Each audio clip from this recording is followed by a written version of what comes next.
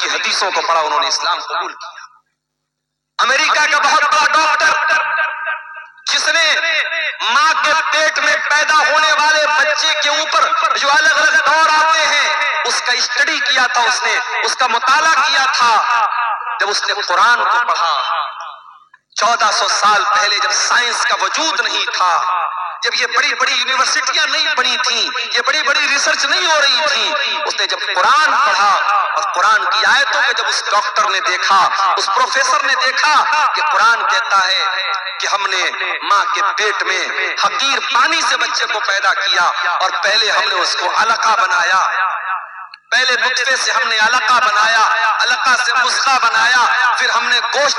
اس کے اندر پیدا کیا، ہڈیاں پیدا کی، گوشت چڑھایا اور پھر جیتا جاگتا انسان بنایا۔ اس ڈاکٹر نے وہ حیران رہ گیا کہ 1400 سال پہلے مائکروسکوپ بھی نہیں تھا، الٹرا ساؤنڈ بھی نہیں تھا اور یہ مشینیں بھی نہیں تھی۔ محمد کو کس نے بتایا؟ اللہ کے نبی صلی اللہ علیہ وسلم کو کس نے بتایا کہ ماں کے پیٹ میں بچے کے اوپر یہ الگ الگ دور آتے ہیں؟ وہ سائنسداں اسلام قبول کر لیتا ہے اور سعودی عرب میں اس زمانے میں بہت بڑی کانفرنس ہوتی ہے اور وہاں آ کر کے وہ اسلام قبول کرنے کا اعلان کرتا ہے اور کہتا ہے کہ میرا دل یہ کہتا ہے کہ محمد رسول اللہ کو یہ باتیں اللہ نے بتائی تھی، کیونکہ اس زمانے میں سائنس نہیں تھی، اس زمانے میں وگیان نہیں تھا۔ میرے بھائی، آپ جتنا پڑھیں گے، جتنا مطالعہ کریں گے، جتنا کائنات پر غور کریں گے، اتنا آپ اللہ تعالیٰ کے قریب آئیں گے۔ اسی لیے اللہ کہہ رہا ہے میرے عقل مند بندے وہ ہیں جو زمین و آسمان پر غور کرتے ہیں، اور جب زمین و آسمان پر غور کرتے ہیں تو وہ اس نتیجے پر پہنچتے ہیں، ربنا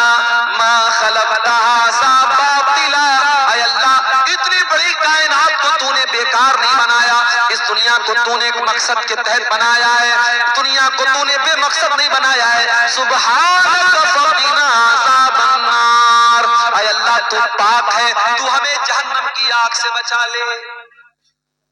تو میرے بھائیوں، کیا ہماری اور آپ کی ذمہ داری نہیں ہے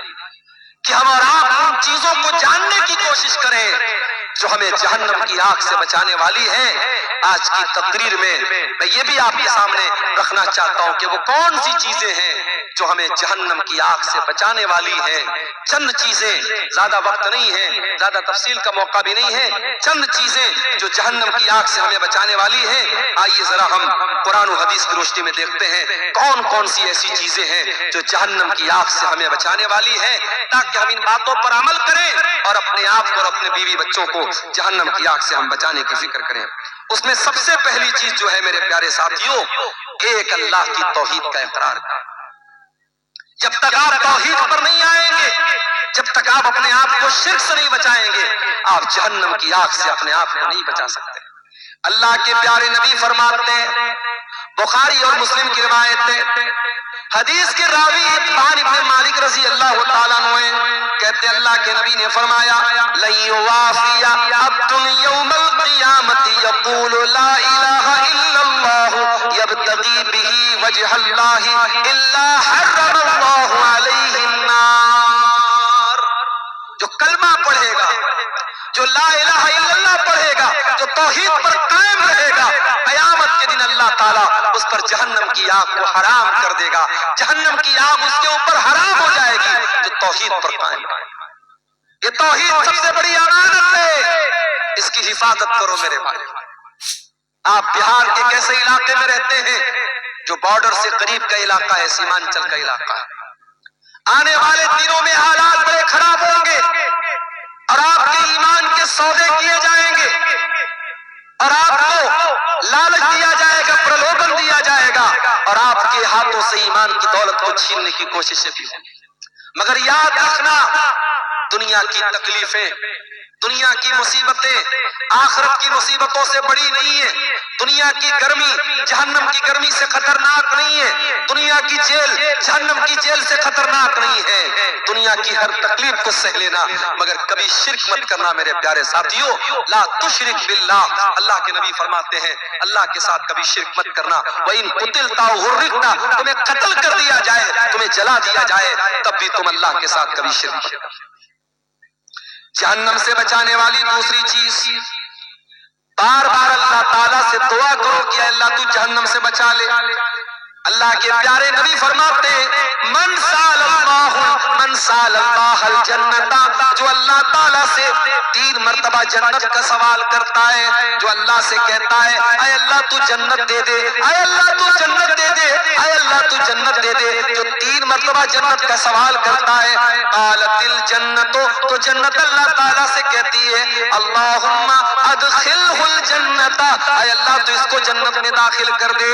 اور جو انسان 3 مرتبہ جہنم سے اللہ تعالیٰ کی پناہ مانگتا ہے تو جہنم اللہ تعالیٰ سے کہتی ہے اللہم اجرہ من النار، اے اللہ تو اس کو جہنم کی آگ سے بچا لے۔ اس کا مطلب ڈیلی 3 بار یہ دعا کرو، اللہم انی اسألک الجنہ، اللہم انی اسألک الجنہ، اللہم انی اسألک الجنہ، اور 3 مرتبہ اللہ تعالیٰ سے جہنم سے پناہ مانگو، اللہم اجرنی من النار، اللہم اجرنی من النار، اللہم اجرنی من النار، 3 مرتبہ جنت مانگو اور 3 مرتبہ جہنم سے پناہ مانگو، اللہ تعالیٰ انشاءاللہ جہنم کی آگ سے آپ کی حفاظت کرے۔ ایک اور چیز سن لیجیے، فجر اور عصر کی نماز سب سے مشکل نماز۔ عام طور سے فجر کے ٹائم بھی انسان سویا رہتا ہے، عصر کے ٹائم بھی دوپہر میں آرام کرتا ہے، یہ 2 نمازیں بڑی مشکل ہیں۔ ان 2 نمازوں کو جو پابندی سے جماعت کے ساتھ پڑھے گا، اللہ کے پیارے نبی فرماتے ہیں، صحیح مسلم کی روایت ہے، لن یلج النار احد صلی قبل طلوع الشمس وقبل غروبها، جو انسان سورج کے نکلنے سے پہلے والی نماز اور سورج کے ڈوبنے سے پہلے والی نماز پڑھتا ہے، یعنی فجر کی نماز پڑھتا ہے اور عصر کی نماز پابندی سے پڑھتا ہے، وہ جہنم کی آگ میں نہیں جائے گا۔ فجر اور عصر کی نماز پابندی سے پڑھو میرے پیارے ساتھی۔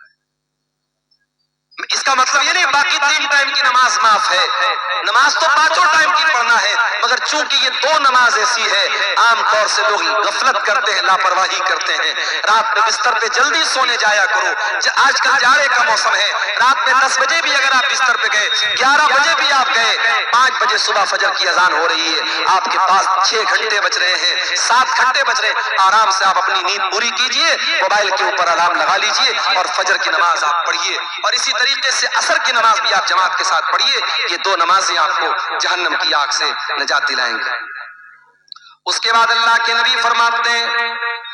ظہر کی پہلے 4 سنتیں،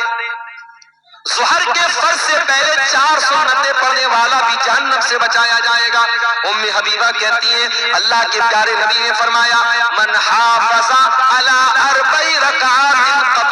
قبل الظہر، جو ظہر کے پہلے 4 رکعت پابندی سے پڑھتا ہے، وہ 40 بعدها، اور ظہر کے بعد 4 رکعت پابندی سے پڑھتا ہے، حرمہ اللہ علی النار، اس انسان کے اوپر اللہ تعالی جہنم کی آگ حرام کر دیتا ہے۔ ظہر کے پہلے 4 رکعت اور ظہر کے بعد 4 رکعت، اب یہ 4 آپ اکٹھے بھی پڑھ سکتے ہیں اور 4 کو 2 رکعت کر کے بھی پڑھ سکتے ہیں۔ اچھا سیمانچل میں آتا ہوں، لوگ یہ نہیں سوال کرتے مولوی صاحب بے نمازی کا انجام کیا ہوگا، لوگ یہ سوال نہیں کرتے کہ سود کھانے والے کا انجام کیا ہوگا، لوگ یہ سوال نہیں کرتے زنا کرنے والے کا انجام کیا ہوگا۔ ایک سوال بہت ہوتا ہے مولوی صاحب عقیقہ نہیں ہوا ہے میرا، عقیقہ نہیں ہوا ہے میرے باپ نے عقیقہ نہیں کیا ہے، کیا میں اپنا عقیقہ خود کر سکتا ہوں، یا میں نے اپنے بچے کا عقیقہ 7ویں دن نہیں کر سکا، میں بچہ بڑا ہو گیا تو کیا آج میں عقیقہ کر سکتا ہوں۔ عقیقہ کے بارے میں بہت سوال ارریہ میں، کشن گنج میں، پورنیا میں، کٹیہار میں یہ سوال بہت ہوتا ہے۔ پہلی بات تو یہ سمجھ عقیقہ کے بارے میں اگرچہ حدیثوں میں بڑے الفاظ سخت آئے ہیں، بچے کے بارے میں آیا کہ بچہ عقیقے کی وجہ سے گروی رہتا ہے، مگر پھر بھی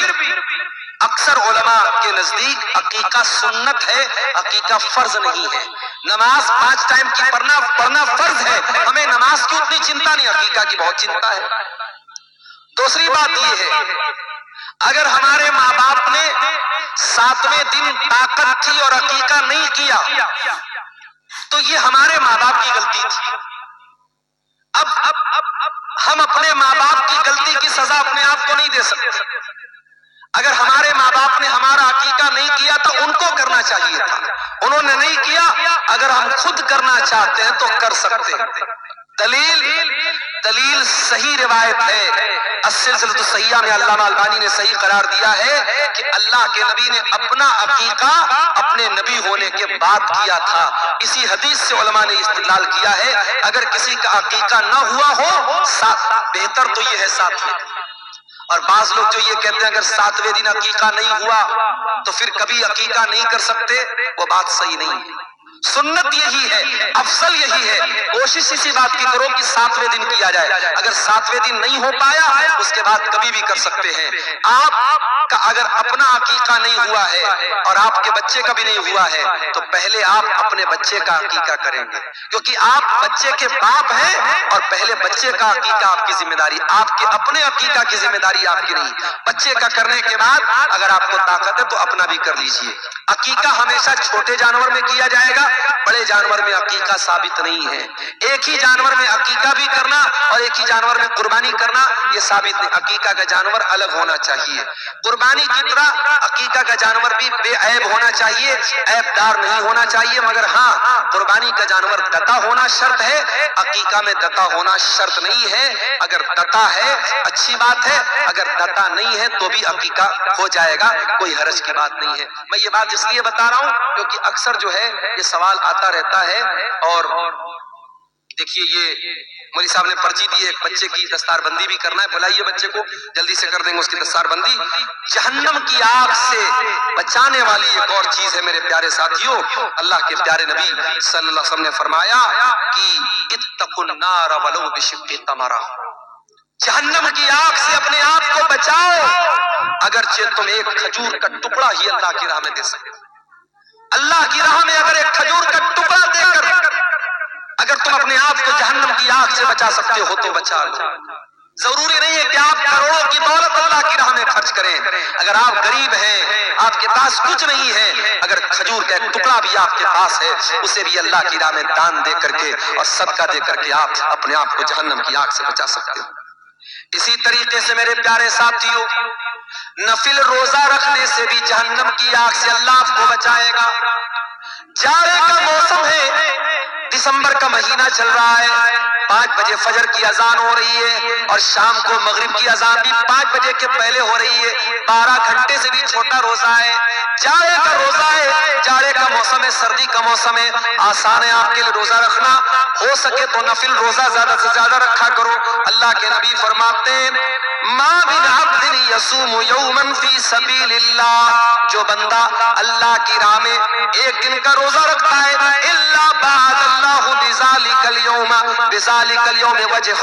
عن النار 70 خریفہ، اللہ تعالیٰ جہنم کی آگ سے 70 سال تک اس کو دور رکھے گا۔ ایک روزہ آپ رکھیں گے 70 سال تک اللہ تعالیٰ جہنم کی آگ سے آپ کو بچائے گا۔ رمضان کے علاوہ بھی میرے پیارے ساتھیوں نفل روزہ رہا کرو، کبھی کبھی سوموار کو روزہ رکھ لو، کبھی جمعرات کو روزہ رکھ لو، جمعرات کا اور سوموار کا روزہ اللہ تعالیٰ کو بہت پسند ہے، نفل روزے کا آپ اہتمام کریں۔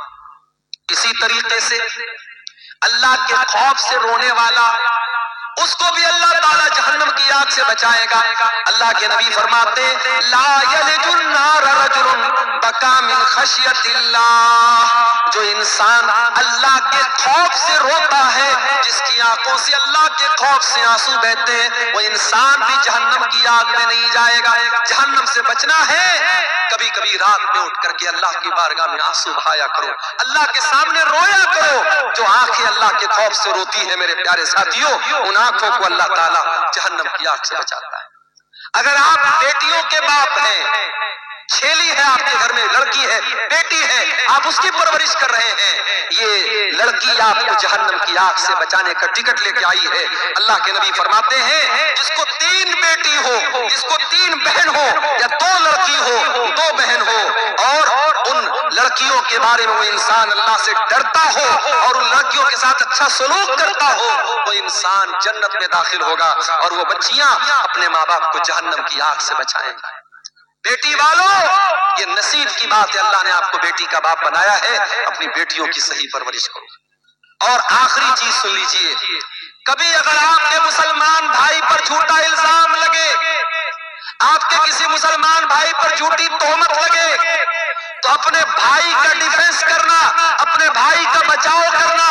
اپنے بھائی کا دفاع کرنا، یہ چیز بھی آپ کو جہنم کی آگ سے بچاتی ہے۔ اللہ کے پیارے نبی فرماتے ہیں من رد عن عرض اخیہ، جو اپنے مسلمان بھائی کی عزت کو بچاتا ہے، اپنے مسلمان بھائی کا دفاع کرتا ہے، رد اللہ وجہہ عن النار یوم القیامہ، اس انسان کے چہرے کو اللہ تعالیٰ جہنم کے دن، قیامت کے دن جہنم سے آزاد کرے گا، جہنم سے بچائے گا۔ میرے پیارے ساتھیوں، یہ چند اعمال ہیں جو جہنم